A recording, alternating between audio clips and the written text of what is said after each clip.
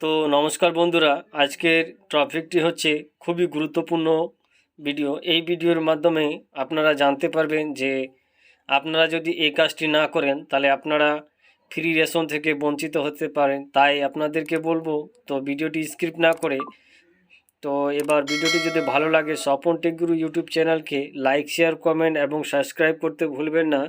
আর যদি আপনারা আমার ফেসবুক পেজ থেকে দেখেন তো ফেসবুক পেজটিকে ফলো করতে ভুলবেন না। তাই আমি বলবো, এবার আপনাদেরকে বলবো, যদি ভিডিওটি আরও ভালো লাগে তাহলে বন্ধুদের সাথে শেয়ার করবেন। তাই আমি বলবো যে এই ভিডিওর মাধ্যমে আপনারা জানতে পারবেন যে ফ্রি রেশন থেকে বঞ্চিত না হওয়ার জন্য কি করতে হবে। তাই এবার আপনাদেরকে বলবো, এবার চলে যাব মূল টপিক্সের উপরে, যার মাধ্যমে আপনারা জানতে পারবেন। তো ভিডিওটি স্কিপ করলে আপনারা বুঝতে পারবেন না।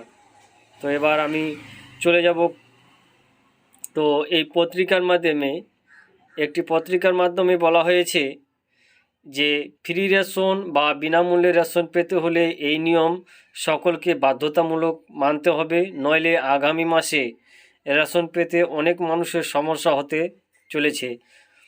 আমরা সবাই জানি যে রেশন কার্ড এবং রেশন কার্ডের সাথে ইকেওয়াইসি করা বিষয়ে, তবে এখনও এমন অনেক মানুষ আছে যার এই কাজটি করেনি। তারা জেনে রাখুন, আর কয়েকদিন মধ্যে না করলে বন্ধ হয়ে যাবে, সাথে আপনার রেশন পাওয়া বন্ধ হয়ে যাবে।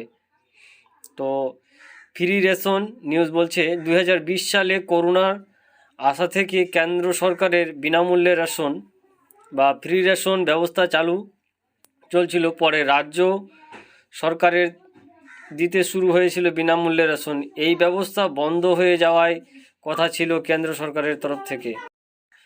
কেন্দ্রের গরিব মানুষদের কথা ভেবে এই ব্যবস্থা আরও 5 বছর বাড়িয়ে দিয়েছে।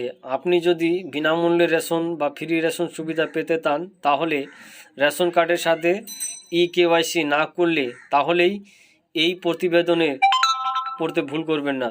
ধন্যবাদ স্বপন টেক গুরু ইউটিউব চ্যানেলে। জয় হিন্দ, বন্দে মাতরম।